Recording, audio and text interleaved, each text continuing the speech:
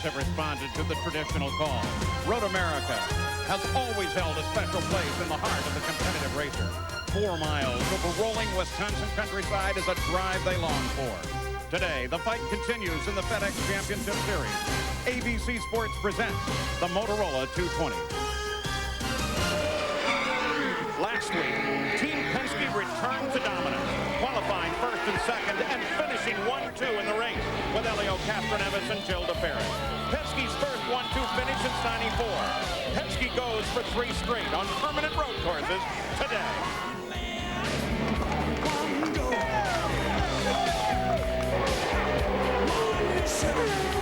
One heart, one soul.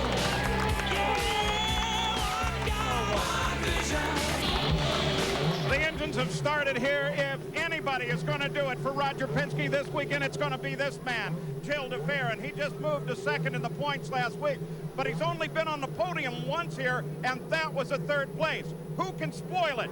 Team Green and their lead driver, Dario Franchitti. Franchitti, in the last minutes of qualifying, took the pole away from Gil de Ferran and set a new track record. And remember, too, that Franchitti won here in 1998. Let's go to Gary Gerald. Historically, Paul, if you're going to win here at Elkhart Lake, you've got to start in the first 3 rows. In fact, only one time in 18 previous runnings here of the Champ Cars has the winner come from further back than starting 6th. But here in row 4, we've got 2 candidates who've won here in the past. Paul Tracy will start 7th. 7 years ago, he got a win here at Elkhart Lake. And right beside him will be Christian Fittipaldi. He got his first Champ Car victory here just 1 year ago. And Christian comes with momentum. He was on the podium as a 3rd place finisher just last weekend at Mid-Ohio. Here's the way they qualified. Dario Franchitti set a new track record to sit on the pole. Gil de Ferran to the outside. Franchitti scored his first career win here in '98. Today, he looks for his first win of 2000. The 2nd row, rookie Alex Tagliani and points leader Michael Andretti.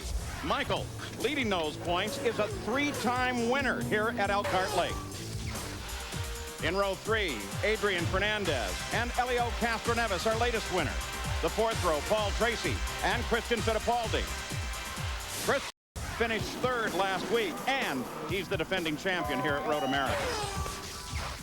In row 5, Kenny Breck and Mauricio Gugelmin. Back in the 6th row, Roberto Moreno and Juan Montoya. In 4 races since his win, Roberto Moreno has had 2 DNFs and no top 5 finishes. In the 7th row, Cristiano D'Amata and the rookie Oriol Servia. Row 8, Max Pappas, and there's Jimmy Vasser. The 9th row, Tony Kanaan, Memo Gidley on the outside. The 10th row, Patrick Carpentier and Mark Blundell. Carpentier walked away from this wild ride at Road America just 1 year ago.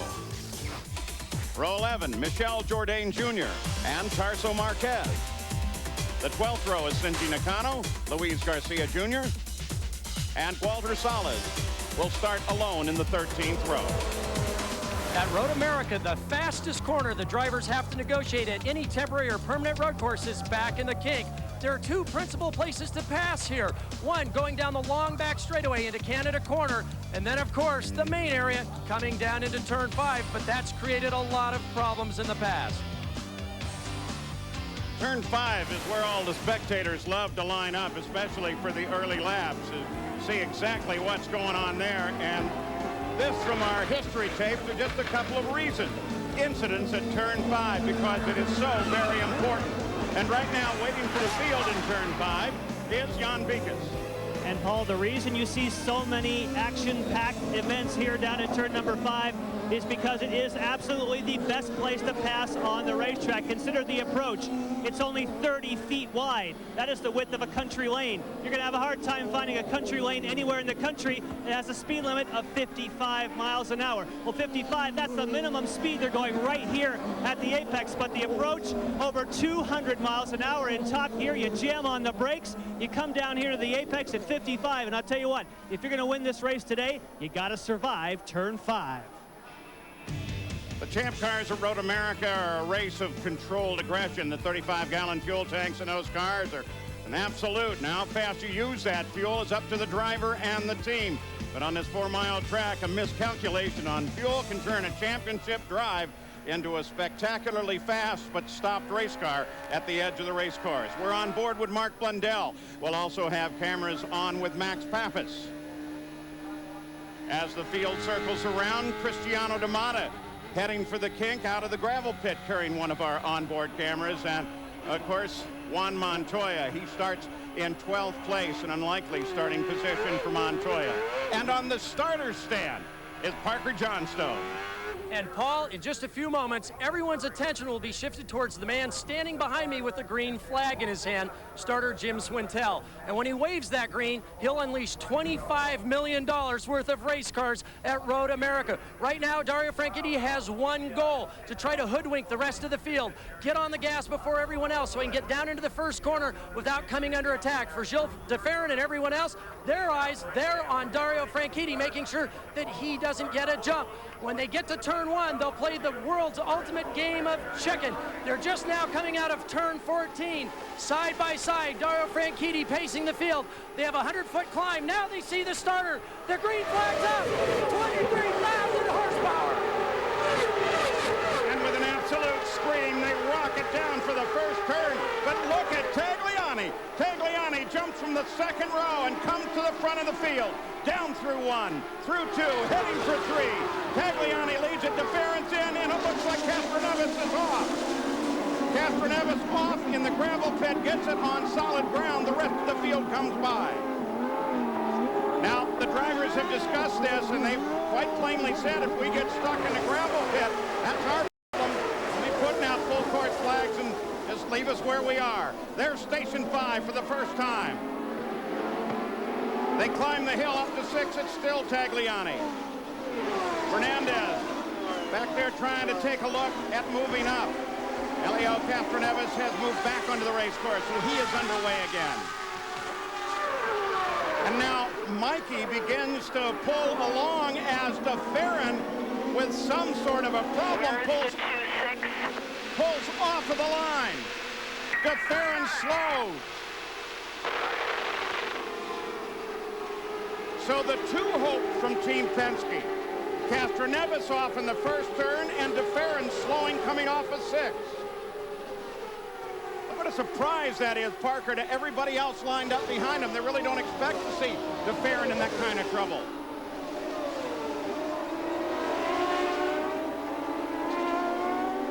Looking back at Christian Fittipaldi from Juan Montoya. Gary Gerald, do you have any idea what's going on with DeFerrin? They think it may be gearbox related, Paul. The team has gone over the wall. They are anticipating DeFerrin to come into the pits here if he can make it back. Now, gearboxes most recently have been quite a bit of problem. In fact, there have been a number of technical bulletins issued by especially Reynard as Montoya ducks inside, going into turn 1. In fact, this week there were at least 3 that I'm aware of.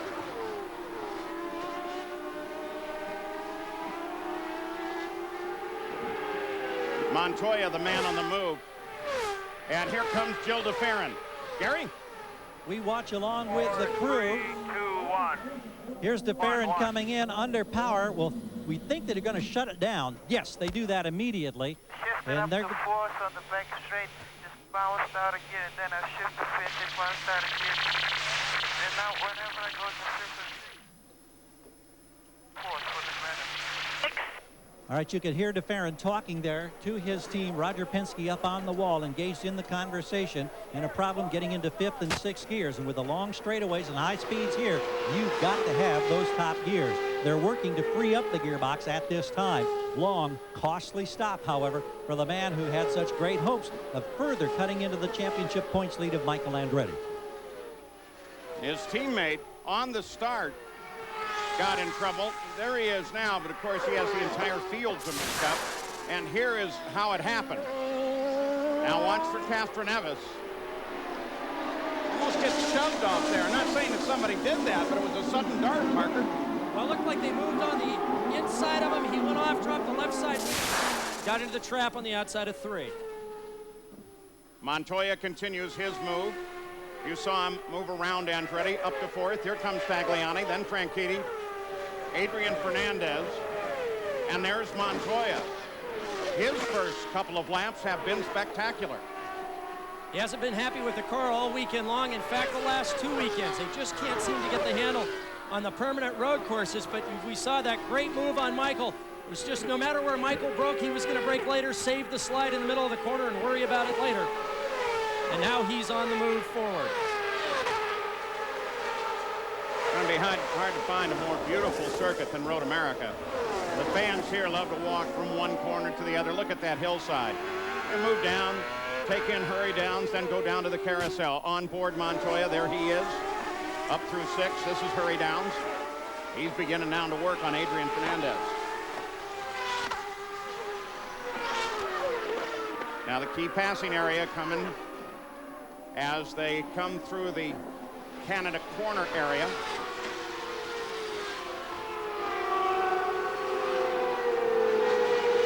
Montoya through here just simply wants to get through that kink fast, and if he can, DeFerrin climbs out of the car.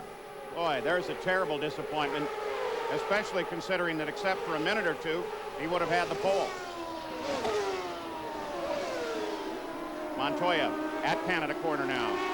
Works on, but can't challenge Fernandez.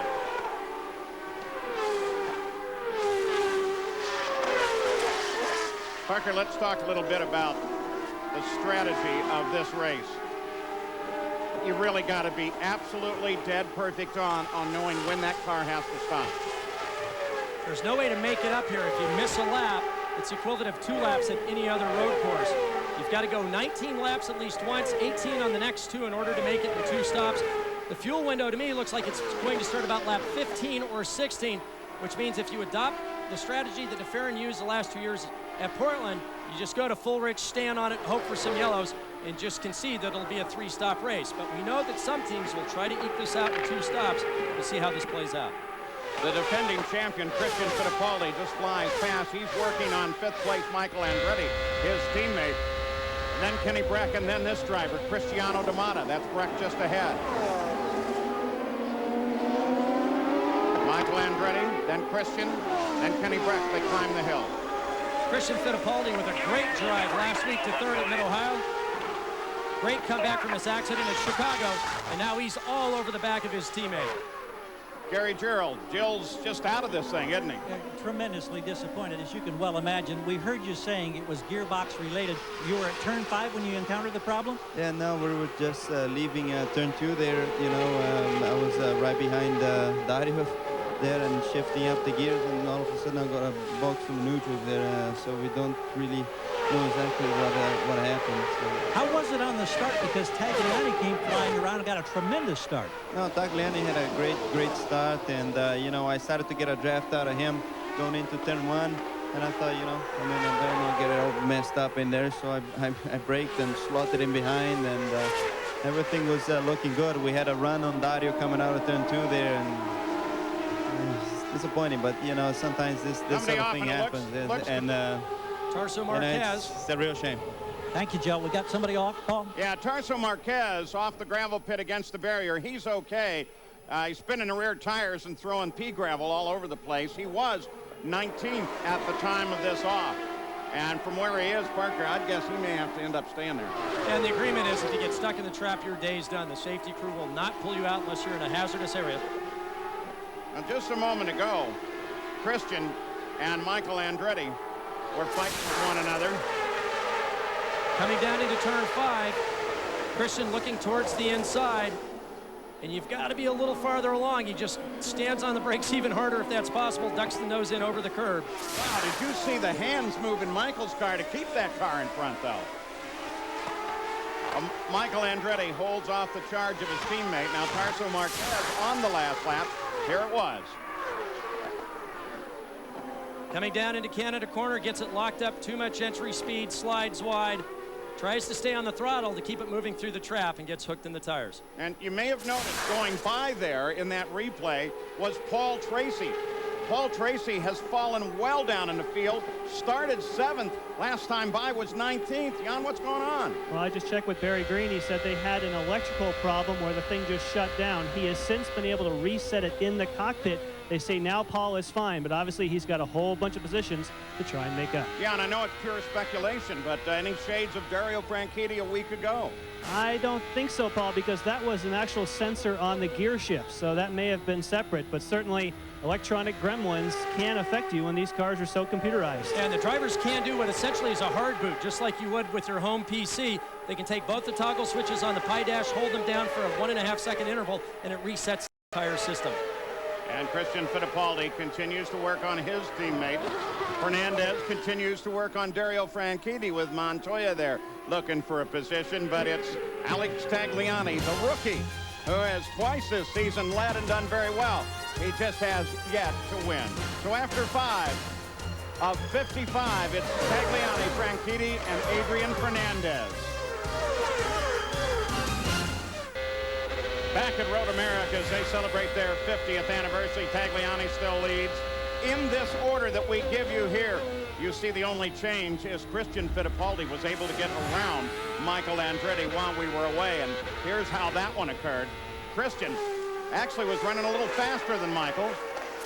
There is Christian. Now, here is how he got the position. He got a great exit coming off of turn 14, utilized the draft, popped out. And remember, Michael Andretti is not the easiest guy to outbrake. Michael takes him as deep as he possibly can. Christian's got the corner, perfect pass.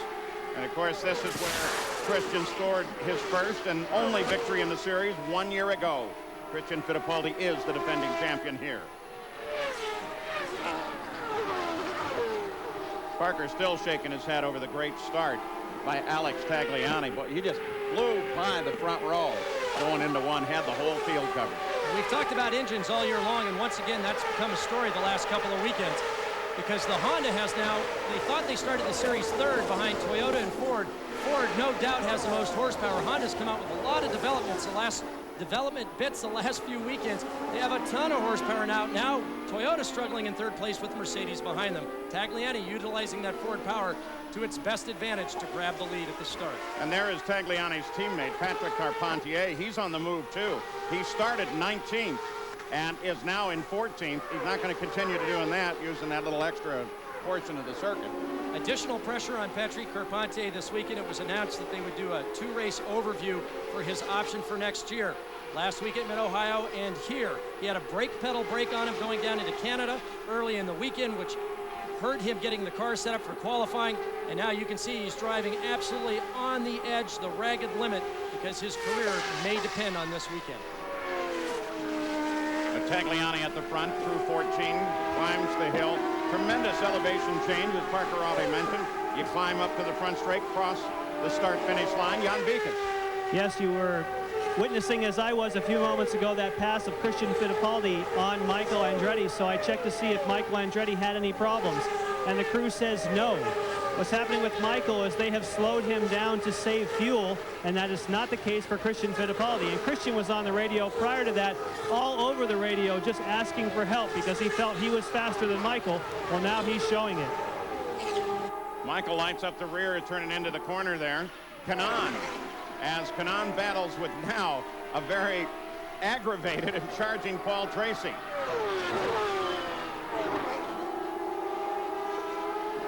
Battles back there at 17th position for Paul Tracy. Fastest lap of the race. Christian just tipped it off. And once a driver has success at a track, he tends to do well there in years to come. Drivers don't know why. They'll tell you they're doing their best everywhere they go, but some circuits just suit a certain style. Certainly Michael's had a lot of success here, as well as now Christian Fittipaldi, and they have different styles, but yet both are able to go fast. Fuel strategy now becoming the key word. We're hearing a lot of chatter on the radio about fuel mileage. The other Penske car, Elio Castroneves, on the pit road. Obviously, this is premature. Look at the left front wing, Gary. Yeah, they're worried about that wing. In fact, meter while we're sitting here. Reset your fuel meter. that's Tim Cindric talking to Castroneves. They're going to change the whole front nose and wing assembly after the damage and the contact on that early situation. Billy Camphausen, one of the kart stewards, down there looking and pointing at some suspension or something of concern, now backs away. Old nose off, new nose being bolted on. This is something that the team practices on a regular basis. And with a 4-mile layout here, you can usually don't have to worry about losing a lap. You just lose a lot of time. But the car was not handling well. He has now lost a lap because he was at the back of the procession.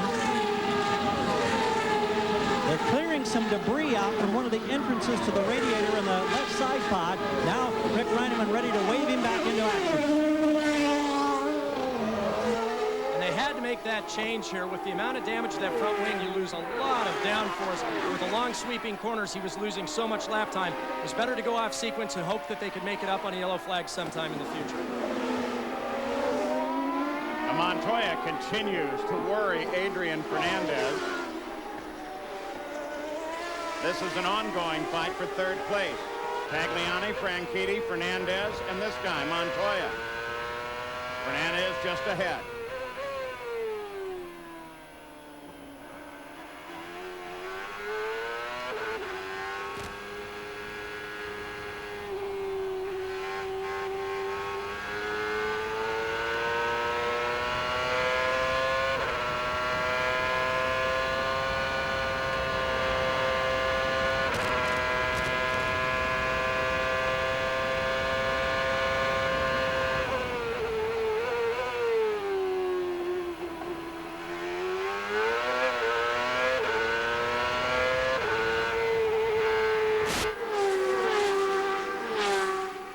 Tagliani climbs the hill again. Pretty neat riding with Montoya, isn't it? Notice how much they use the exit of 14. We saw even greater usage during qualifying, if you were with us, because where the timing lights are that score the qualifying lap, well, you can run off the edge of the course and your lap will be just a little bit faster. We'll be back. Alex Tagliani remains the leader. No change in the field, with the exception of Paul Tracy, who has now moved up to 16th and has moved around Max Pappas and now has 15th. And then, just as we were going away, Patrick Carpentier and Jimmy Vasser were at it. Look at Carpentier.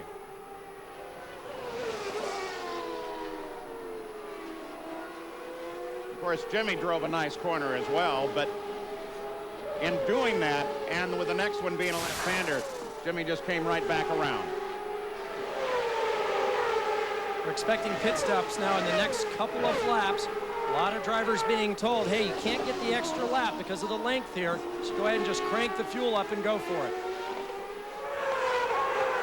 Tagliani, the leader, just completing the 14th of the 55 laps. Not a high lap count here, but of course you're talking a circuit that's just a touch over 4 miles around, so the distance is still considerable. So as they plan for these stops, Jan Beekes, what are they planning? Well, so far we have heard an example for Adrian Fernandez. He normally gets great fuel economy. He is not getting as good a fuel economy as they had hoped. He'll be here on lap 15. However, his teammate Roberto Moreno will be here at lap 17. And I would expect that most everyone will be here sometime between 14 and 17. If you hit 17, you might just barely make it in 2 stops. If you stop earlier than that, you've gone to a 3-stop race. Gary? We expect that Dario Franchitti will probably be in on lap 15. That's not been confirmed, but we anticipate that may be the case. Not expecting any changes on his car. Complications and problems, however, for a car in a neighboring pit or a team in a neighboring pit, that would be Max Pappas. He reports, and their telemetry confirms, that apparently there's a boost problem through the turbo, and the valve may not be working properly. That they're not sure of. They told him to go up a couple of clicks on the fuel mixture. Don't know if that's going to be something he has to battle for the rest of the day or if they can make some kind of change. That's Memo Gidley off course. Gidley was running in 14th until that excursion, got it back on safely, and is back on his way. Now, Michael Andretti, who every now and then can lay out a really funny line, was asked about Roberto Moreno and his ability, as Jan suggested, to stretch the fuel stops. He said, I think he's got a little refinery in the back of that car. Gidley, by the way, had just pitted, so he was coming back on, but on tires that weren't fully up to temperature.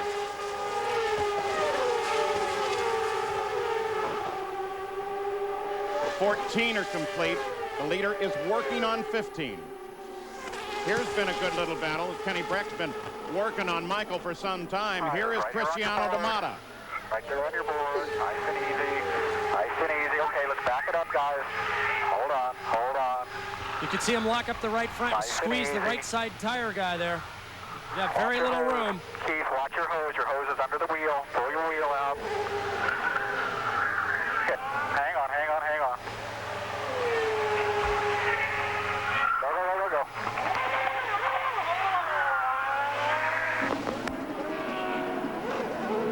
Jan Beekes. And just ahead of D'Amata, we have Tony Kanaan making a stop as well. Tires went very quickly.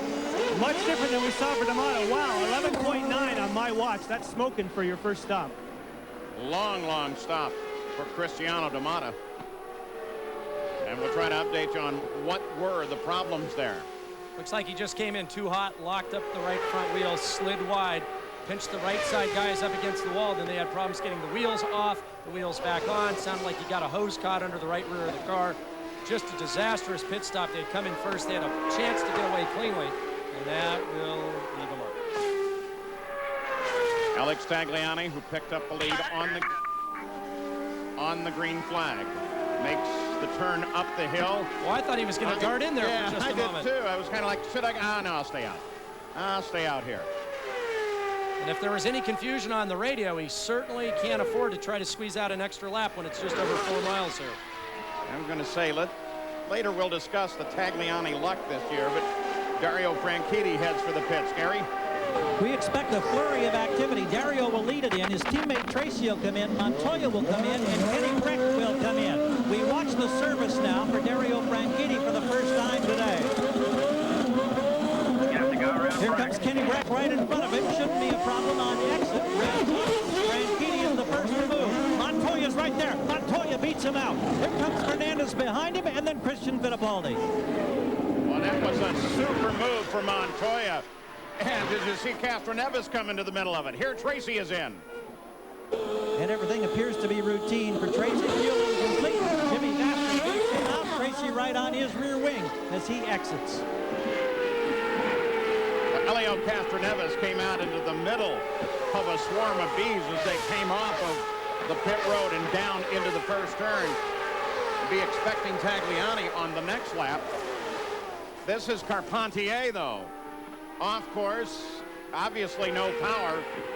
Standing yellow, that section of the course only. His teammate, Tagliani.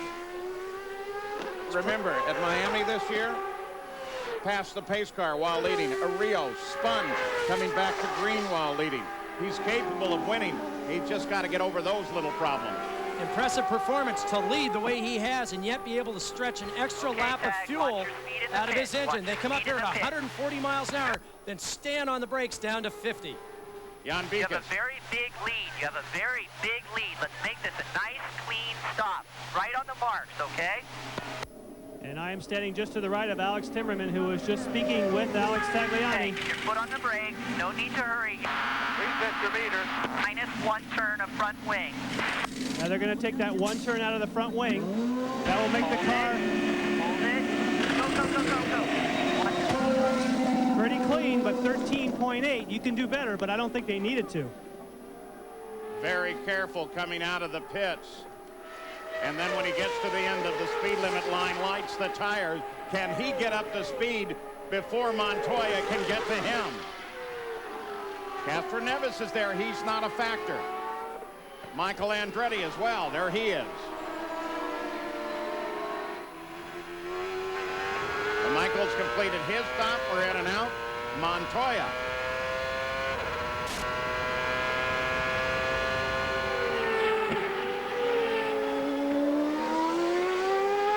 And there is Moreno.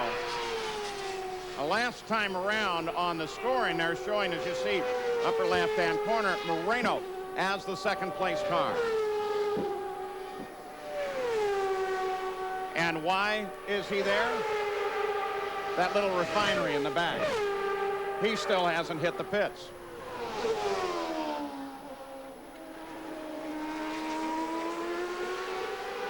How do you do that, Parker?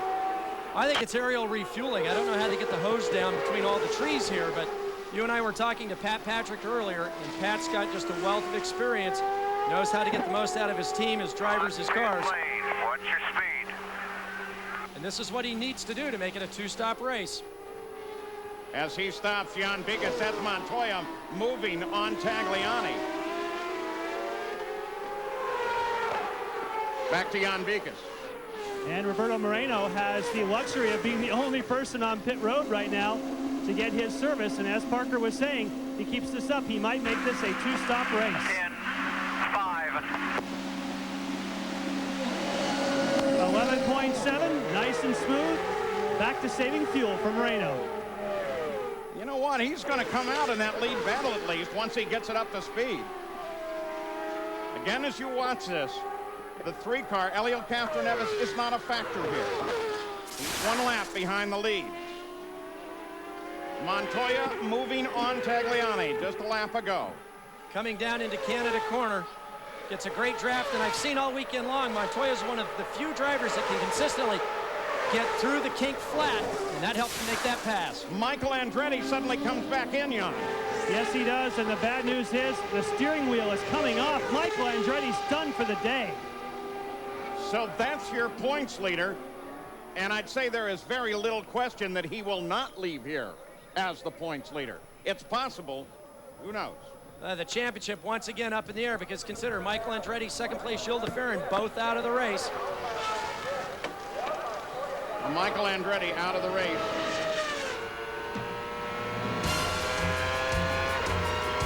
Good battle occurring at the front of the field with Montoya fighting with Tagliani. Here were the stops.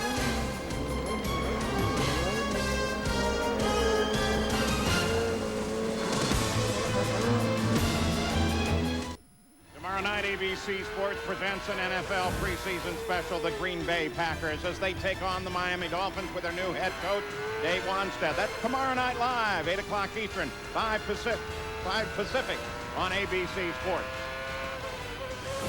Welcome back to the Motorola 220. Juan Montoya is leading it there. You look down on the beautiful Road America circuit from the Honda Helicab. Montoya took the lead away from Tagliani at the end of the first round of pit stops. And Parker Johnstone, the question now becomes, with Roberto Moreno stopping so much later, how has that changed the overall race? Well, I think much like Portland the last 2 years for Juan Montoya, he's at full rich, full power. They are committed to a 3-stop race. Right now, Moreno's got to conserve. He'll be falling back, I think, a little bit as everybody else just stands on it. Michael Andretti out of the car, Jan out of the race. Yes, and we understand it's a CV problem. It may be the exact same problem that Montoya had in Detroit. Michael, have you ever had this happen to you in testing or any time on the car? No, it's the first time I've heard of it breaking, so it's caught us really off guard. It's really disappointing, and this really isn't a track that's real hard on him either, so I'm just really quite surprised. There's a whole bunch of speculation about your future. Have you got any deals done this weekend? No, not yet. Thanks, Michael. Juan Montoya has completed his 20th lap now. There's Oriol Servia, damage to the left front nose wing. He comes on the pit road, and the way he got that damage was an off-course excursion.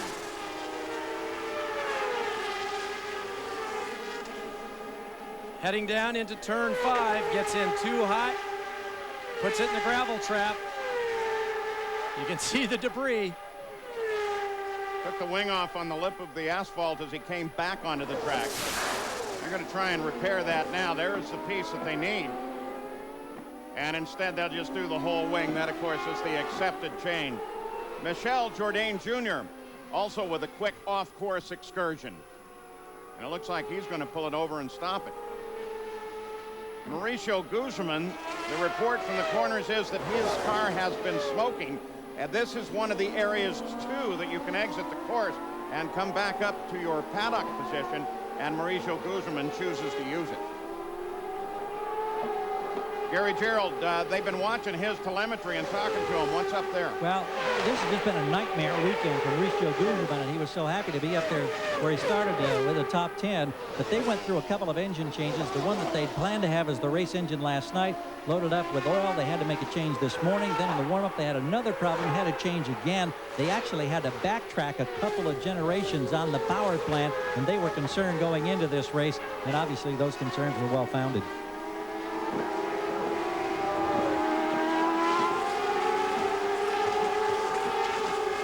Right now, the driver that's on fire is Paul Tracy. Remember, he fell to the back early, and he has been marching through the field.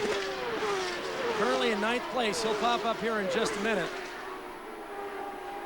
He has made up enormous ground over the last handful of laps.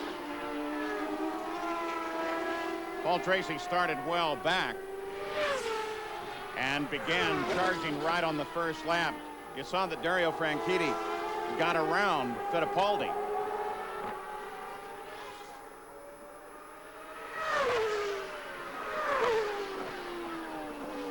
We're looking for Tagliani. There he is. Franchitti's off of turn 5 here as we just saw Mauricio Guzman go through the same area. Does a snap spin to get it back. If you shortcut the course there, you lose a lap, so you've got to go back.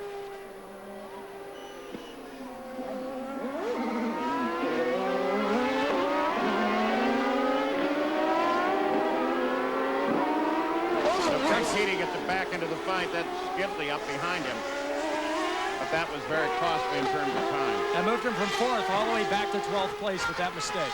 Gary, there's a lot of strange stuff going on here. Yeah, and Paul, we're wondering for Dario Franchitti if there may be a gearbox problem there that may have contributed to that off-course excursion. I had a partial monitored radio conversation with the team, something about 3rd gear, and then shortly after that, there he was going off. Now he's back on. We'll see how he progresses. Parker, what about all of these gearboxes? The start of the year, I knew there were a concern, but we're well into the year. Why would we be having problems now? Very, very fragile pieces. The designers try to make them as light as they possibly can. And unfortunately, with the pounding that these cars take, if you make them just a little too fragile, they'll end up breaking under the most stressful times. Most of the drivers, most of the teams don't do full race distances, or if the drivers do test that way, they never drive with the aggression that they do during the course of the race weekend. Well, the race leader is Juan Montoya. Remember that he fell out in the final laps of this race last year, giving the win to Christian Fittipaldi, and that was gearbox related. Jan Beekes? Yes, in fact, they just had a radio communication from Chip Ganassi to Juan Montoya saying to be easy on the gearbox, take it easy. Obviously, they see the monitor. They know that other people are having troubles. I also had an engineer tell me this weekend that sometimes they have problems with the gearboxes because when they downshift while they're saving fuel, when it runs that lean, the engine doesn't rev up well. So it drags the gear on the downshift, and eventually that rounds off the dog rings and ruins the gearbox. One of the most impressive performances of last year, I think, was here, Paul, because remember, with a different package with the Renard Honda, Montoya lost several gears, but yet was still able to lead this race without those critical gears for a few of these corners. He hasn't been happy with this car the last couple of weekends. He and his engineer, Bill Pappas, have been scratching their heads, and yet he is just charging away from the rest of the field. Cross start finish, past the pits, down into 1. Juan Montoya, done it once again. Made it up to the front of the field, taking the lead with a car that the past weekend and all of the practice and qualifying here was less than a great machine, and all of a sudden he's putting it everywhere that he won. Early leader Alex Tagliani, he sits in 2nd place. Christian Fittipaldi is back in 4rd. Toyota, and then a whole line of Fords. We'll be back with more from the beautiful circuit at Road America and the Motorola 220. Deals with the future in open wheel racing of Michael Andretti, and of course he is battling now for a championship. His championship hopes have taken a big jolt here today, despite the luxury of a 17-point lead with that problem that sidelined him a short time ago. How is he maintaining focus this weekend with all the controversy swirling around his future? Remember, Michael has run now for 3 seasons with Newman Haas under the current contract. Had an option for 2 more years. The option hasn't been renewed. Michael's a free agent. He's now dealing with other teams. He brings a great name, he brings great talent, and a history of success to whomever he may drive for. Here's what he had to say about it. There's a lot of options I got to look at. I got to look at competitive team. I got to look at doing Indy. I got to look at, do I want to own my own team? Do I want to look at money side of it? You know, there's just there's a lot of variables that I'm trying to get together, and you know, the deal that I can put most of those variables in one team is the way that I'm going to go. And since we have left you, there has been no change. Montoya, as the leader, has completed 25 laps, working 26. He'll be done with that one in just a moment here. First pit stops are complete. Team Penske, who many people expected a great deal out of here. Gil DeFerrin out early. Elio Castroneves still trying to make up the lap he lost when he ran off course. So after 25 laps, look at this list of guys out of the race, including the points leader. And in contrast to Mid-Ohio, the circuit we were at last weekend, this track usually is very easy on equipment. The turns are very gently banked, long straightaways. You don't have the ups and downs, even though there are elevation changes where you're pounding the car over the rises. And yet we've seen so many mechanical problems and a lot of offs, not only today, but all weekend long. Jimmy Vasser heads to Gary Gerald. Well, we're just coming up the line, and suddenly we saw the crew go over the wall. Didn't know if this was expected or not, but Vasser is getting routine service. Doesn't be concerned in any particular area, just waiting for the fueling to be completed. His second stop is done, and he's out of here. Okay. We got the game going. Was 10 laps since his last stop. Was that a case of a short fuel, short fill on the first stop? And could that be the strategy for Montoya? This is when I like it the best. Certainly could be, because remember, Jimmy started in 16th place. He's currently scored in 8th. That will change once he comes back to the line. But I think once the teams resigned themselves to a 3-stop strategy, that short fueling certainly became an option.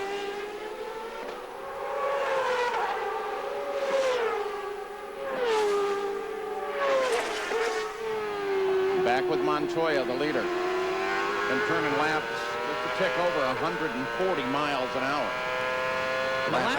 The last time I saw him driving this calmly and this smoothly in the cockpit was at Chicago, where his car was absolutely on rails, absolutely perfect.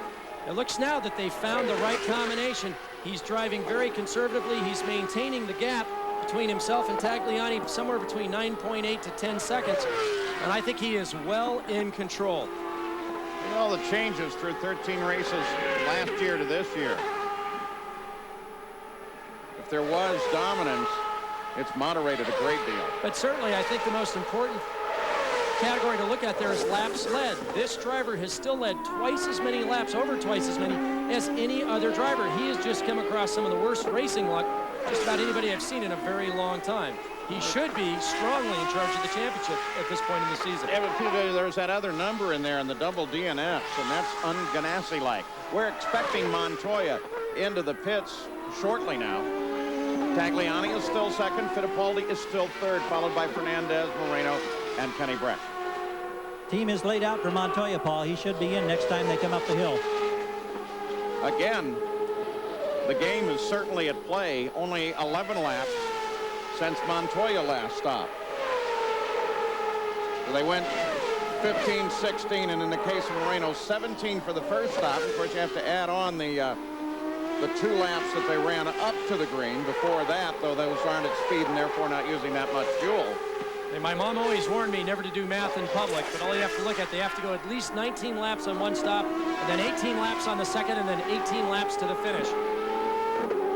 There are the last stops for you. So Watch your speed. Here comes Montoya. He slows down to the speed limit. And look how that's 50 miles an hour, and yet it looks like he's creeping. It gives you an idea of how fast they are on the track. 140 down to 150 just as they crest the hill. Chip Ganassi on the wall, calling out the instructions as one arrives. He's been quiet on the radio today. He likes the way the car is starting to creep as he engaged the clutch. Revs went up. Now he moves. 12.4 seconds. And that looked like a full fill. I was looking for any indication. Of course, they can do it on the radio and elsewhere, but just by the stop time alone, you'd think that they filled the tank.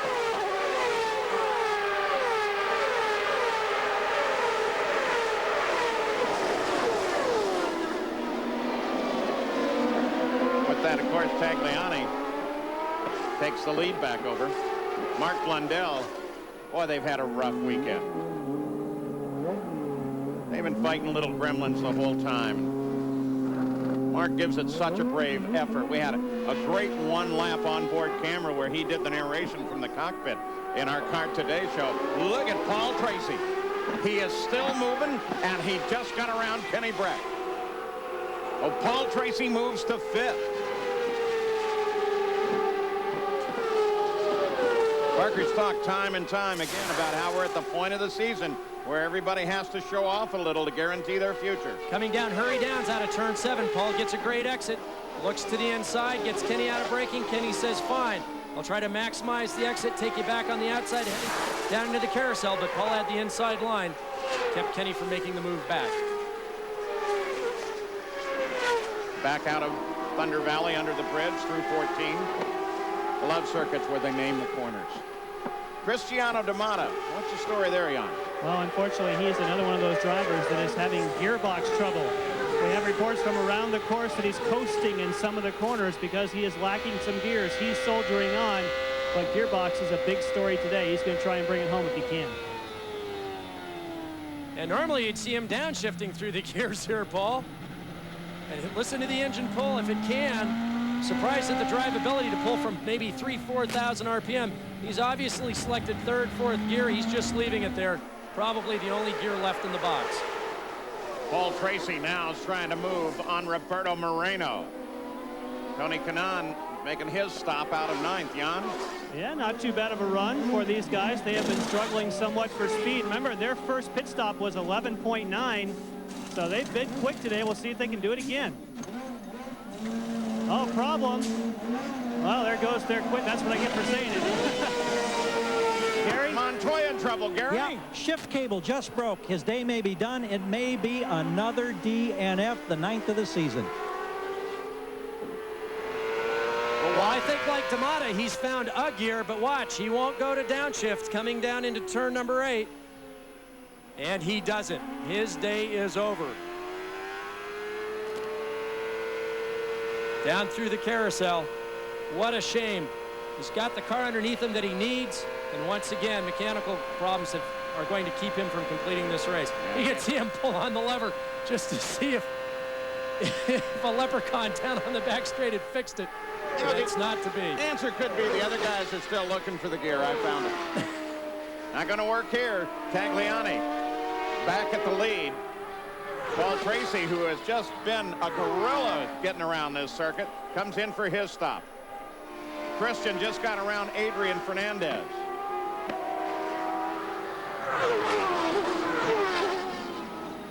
Hit the fuel. Usual reminders here. This coming You're from full Barry under Green. fuel now. Watch Tony. The wheels are done. Watch Tony. Watch Tony. That's a nice 12.3-second stop. Tracy's been on that roller coaster today. Montoya working his way back in. Well, unless they have some magic at Target Chip Ganassi that goes for a really quick change of that cable, I'm assuming that he's going to climb out pretty quickly. Takes the steering wheel off Montoya. 2nd year in a row DNFing at Road America.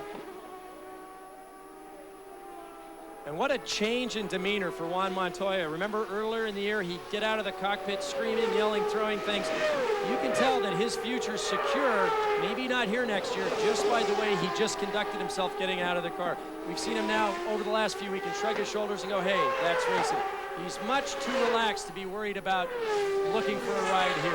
Parker, I can tell you that that's not the case for owner Chip Ganassi. He's the one who just displayed the emotion as he stormed off the scoring stand back toward the transporter. The frustration factor has been pegged for Chip as far as these DNFs are concerned.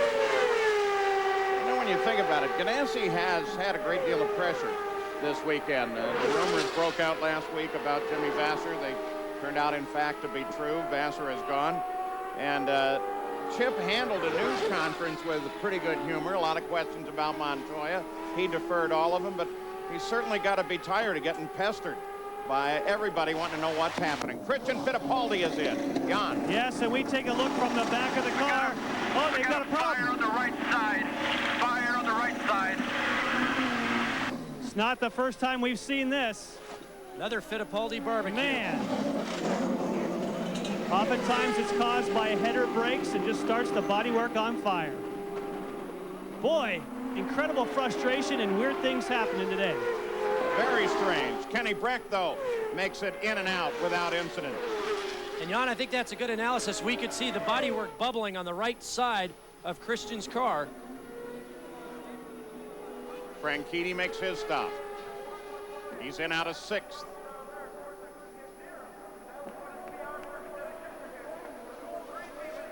One turn on the front left, didn't see the front right. Franchitti is away.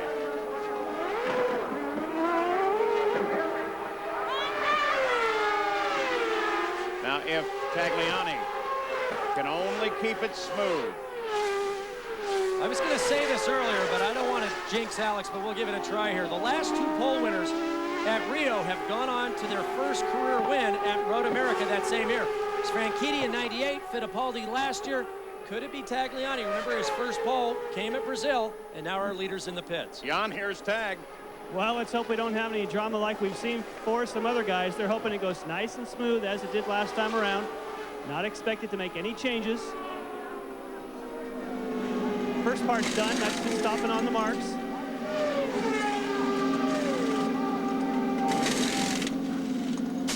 No problem with the tires. So far, so good. Fuel in the vent hose. 12.6. Well, that's what you want if you want to go and win one of these babies. Fernandez was in 2nd. Actually took the lead rolling into the pits, but makes his stop as well.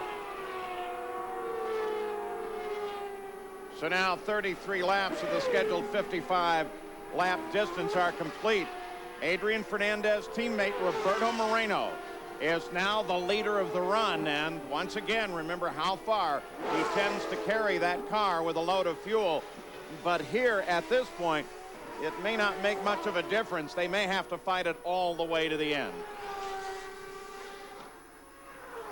There's one of the other good things about Road America, the bratwurst, the roasted ears of corn, and the great views.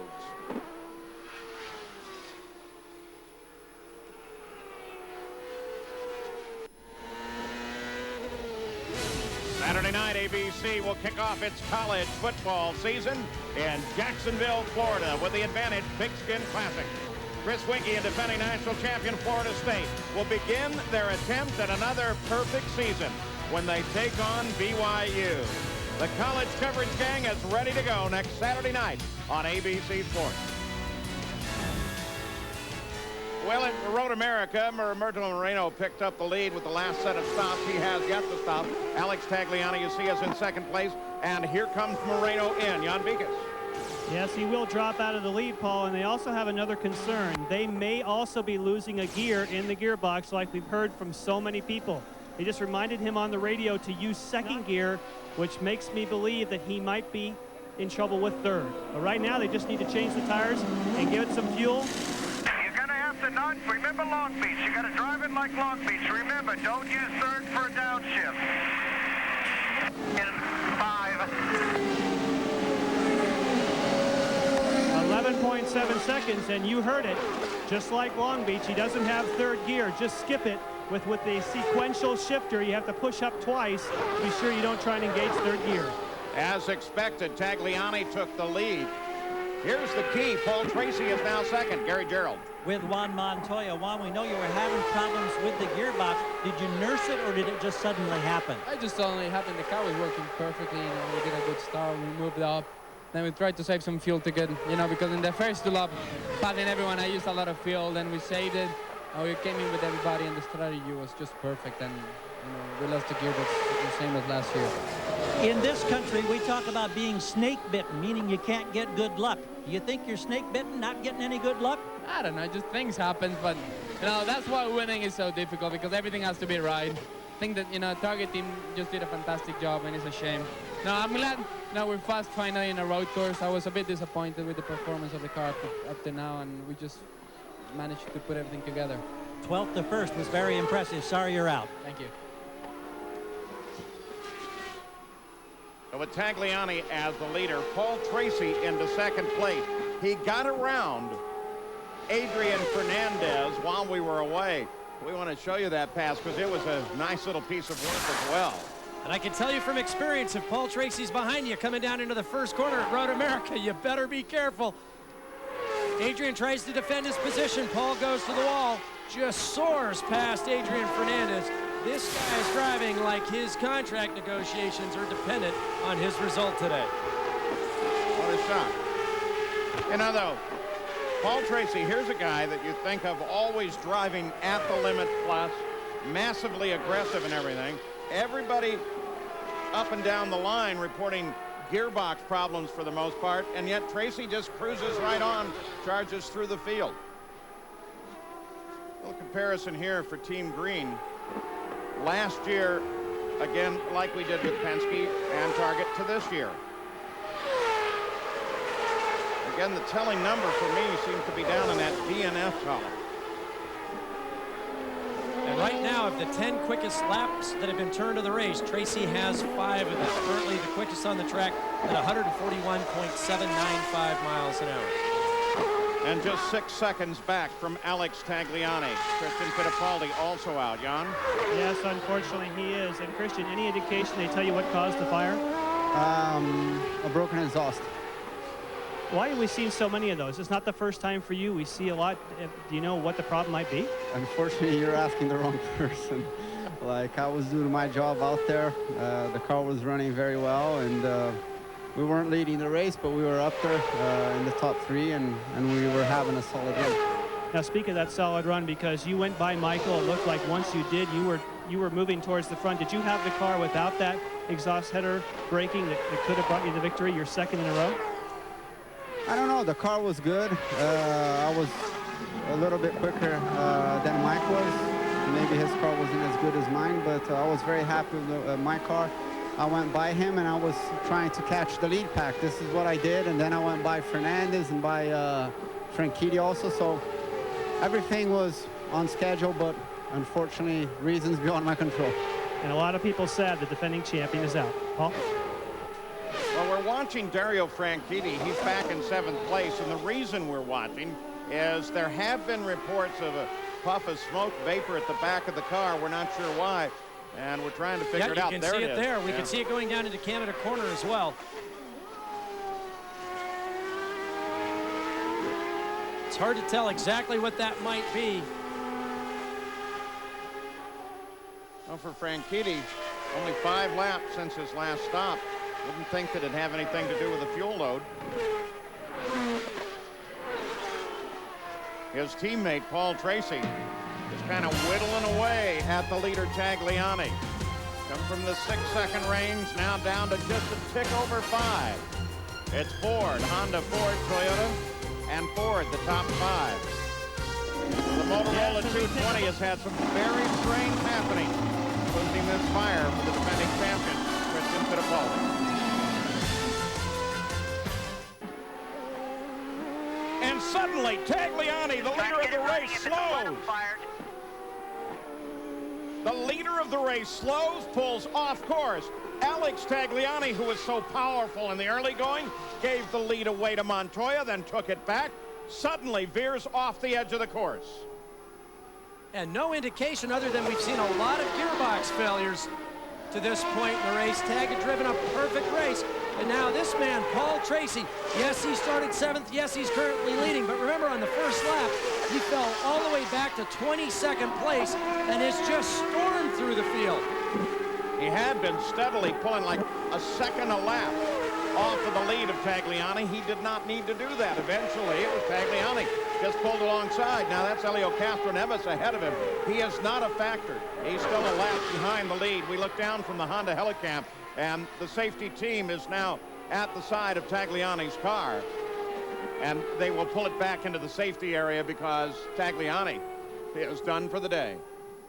Wow, you talk about strange things, Parker. And it occurred suddenly. We didn't see him gradually slow down. Coming down into turn 80, pulled off line to the left, slowed, went around through the inside of the corner and just pulled off. 13 cars still in competition. We're past the halfway point. You wonder if they're going to run out of laps before they run out of gearboxes. Jan? Well, I can give you an update on Alex Tagliani. Unfortunately, it's not a lot of detail because where he stopped the car, the radio reception is really bad, and they're not exactly sure what he's saying. All they know for certain is that he lost power. They don't know if it's the engine related or possibly another gearbox problem, but all they know for sure is he stopped, and their chance for victory has gone out the window. Again, the Honda Helicam gives us the view of Alex Tagliani, the safety team and the course marshals here. Try to get him around. Again, we always like to mention the course marshals. Milwaukee region supplying a good many here at Road America, Chicago region as well. All work for nothing, work a very long weekend to get all of the racing in at Road America. If you're Castroneves at this point, you don't want to go a lap down. You're going to try to keep Paul behind you in case the yellow comes out so you can come back to the end of the field. Obviously, Castroneves running quite strongly. If you're Paul Tracy, you want this guy out of the way. You don't want to get involved in case he's got a mechanical problem, puts fluid down on the track or makes a mistake that sucks you up. Now look at Paul Tracy. 2 Renards, 2 Honda-powered cars, can't quite get by. Fernandez, that's Serbia. Serbia is a lap down. Fernandez, of course, is in second place. And now trying to catch the man who flew past him just a few laps ago. That's Paul Tracy. The previous lap, Paul was 5.8 seconds ahead of Adrian. He pulled out to 7.5 seconds. So steadily pulling away at the rate of about 1.7 seconds a lap, which is just a huge margin here. Paul Tracy, the leader, is working on the 40th lap of the run at Road America in its 50th anniversary. The Motorola 220. Beautiful day, comfortable temperatures, and bright skies overhead. Great day to be a spectator at Elkhart Lake, Wisconsin.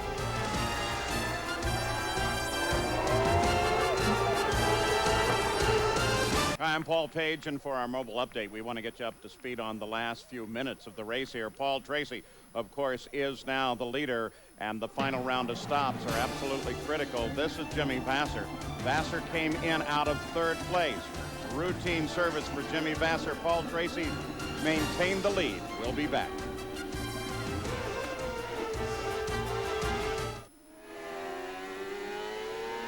ABC Sports brings you the conclusion of the Summer 2000 X Games Saturday. Don't miss the finals of skateboard park riding and the vertical bike stunt. That's on ABC Sports Saturday, 3 o'clock Eastern, 12 Pacific.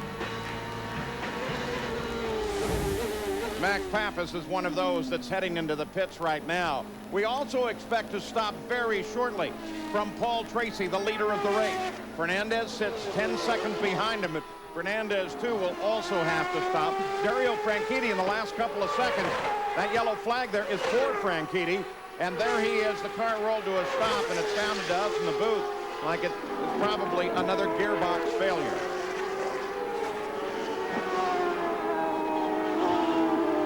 Kenny Breck is 12 laps from his stop. We're expecting the longest to hang out to be the 20 car of Roberto Moreno. Pit lane speed limit here. Right on the box. It'll be a fairly quick stop, Paul. Right on the box. That's because they won't need a full load of fuel. They carry 35 gallons of methanol as soon as they get the new tires on. Watch Tony. Watch Tony. Waiting for him to disengage. There he goes. Back to 10.8 stop, so he gains a couple of seconds by not having to get the full complement of fuel. Fernandez, Breck, and Moreno all went by on that stop. That was a fine stop for Team Green, though. Good stop for Tracy. There's the new leader, Adrian Fernandez. Due in on the 48th lap. Keep in mind, as he stretches this fuel stop, he's going to require less time in the pits to get the fuel in to do the remaining laps, which allows me to speculate they may not change tires. They may not need the fresh rubber, but if you put it on and you start waiting on the tires, and you've got the added possibility of something going wrong. You want to do this without any mistakes if at all possible. Well, let's think out to the rest of it. Kenny Breck is in second. Bobby Rahall's team guy really. Cristiano D'Amata suddenly slows too. And keep in mind, he was holding down 13th place with only 1 gear in the box. It's turning into be quite a parking lot out there. I don't see the valet. He'll have to do it himself. Corner workers want to give the engine a spray to make sure it cools down. So much heat under there. Team will normally try and pull that cowling so it doesn't catch fire. They don't have that luxury when they stop on course. Fernandez and Breck. So from prediction, this is a little bit early for Fernandez. Jan? Yeah, and it was unexpected. The crew just moments ago jumped over the wall saying he's in, and here he is. You'll see no tires. Kenny Breck goes by. We'll see if he beats Kenny out of the pits.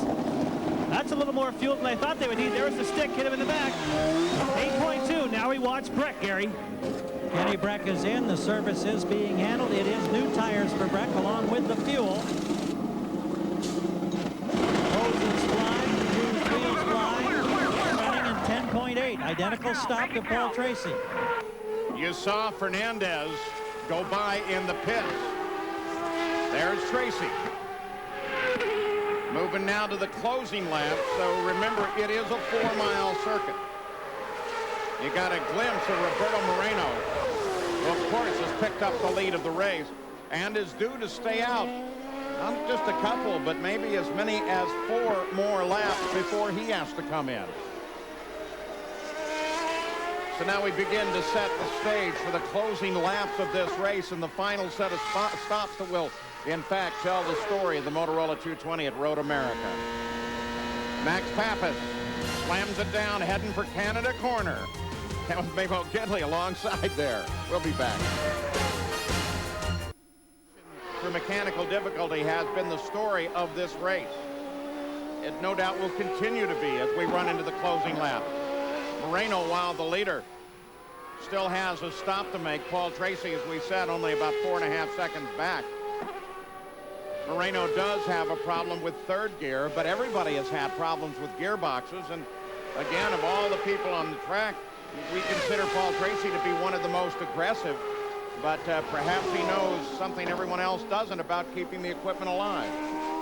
Well, Paul certainly had his run of bad luck during the course of the season. He led the championship for a number of races, and now it looks like he's coming back strong. The amazing thing is his ability, no matter how far down he is, kind of reminds me of what the way Zanardi used to drive. He can get way, way back in the field, and it doesn't stop him from thinking that he can come forward and winning the race. Most drivers say, hey, I'm in the points, I'm going to get this thing home. Paul Tracy charging every single lap. Tony Kanaan and Memo Gidley have been battling at one another. And Gidley, just a lap ago, was sitting back behind Kanaan. And they crossed the start-finish line and roared for one. Coming down the pit straight, got a good exit out of 14, drafted up behind Tony Kanaan. It's as easy as that. Gidley's best finish was at Rio. That was in 8th place.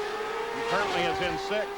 John Della Pena, the car owner, switched from Norberto Fontana to Memo Gidley for the rest of the season. Looks like he's paying off with that decision. There's the Budweiser Hard Charger Award after we tracked 13 of the 20 races this year.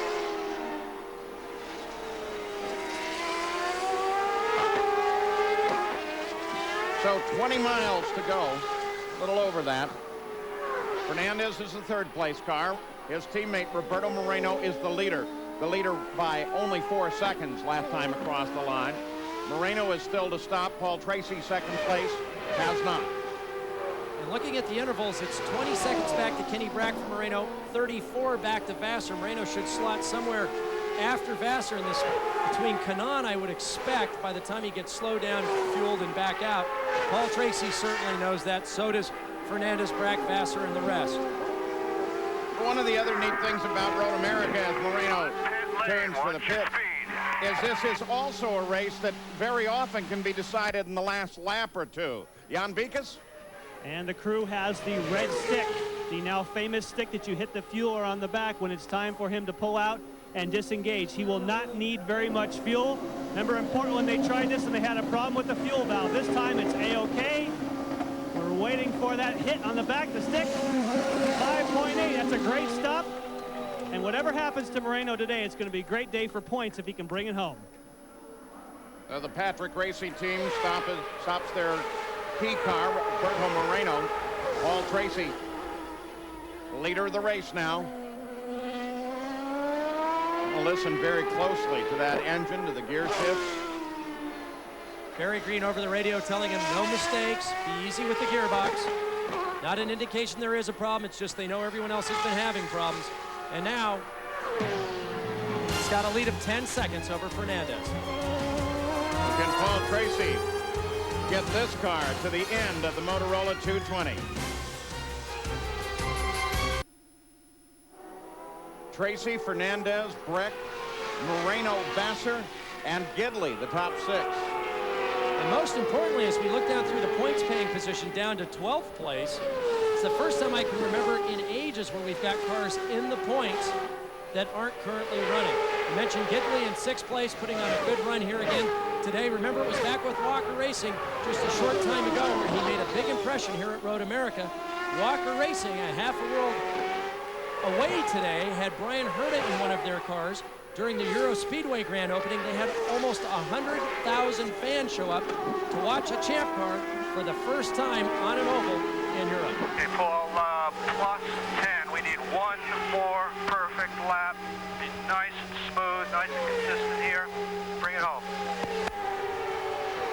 One more perfect lap. Maybe the oldest cliche in race broadcasting is, at this point in the race, he's listening for every strange noise. But it is true. Well, in a press conference the other day with Dario Franchitti, someone said, well, really, everything's gone wrong that can go wrong this season. What else is there? And Dario thought about it for just a moment. He said, oh, there's actually quite a bit more that can go wrong. When you're Paul Tracy, he's let his lead come down now to 8.4 seconds. It's not a big deal. He's just going to be very precise. You don't want to lose focus. You still want to push his last lap. Still a minute 44, a little slower than the rest of the field. 139 miles an hour. Still quick enough, though. He's got plenty of margin here. He wants to stay focused, stay on the gas, but be just a little careful with everything he's doing. He crossed the line 8.5 seconds ahead of Fernandez. While he can slow it down and be careful, it's also dangerous to relax it too much. Then you ruin your rhythm, and that's when mistakes happen. Jan Bikas. Kenny Breck still goes by here, guys, with that bad-sounding engine, but the good news is that Scott Remke maybe doesn't have it right. It appears as though Kenny Breck may be able to bring that thing home, even though it doesn't sound healthy. And right now it looks for a potential podium finish for Kenny Breck. Paul Tracy working the final lap. And at this point, he has to be feeling pretty good about it. The last move up through Thunder Valley. Under the bridge at 13. The final turn, 14 ahead. Still an uphill drive.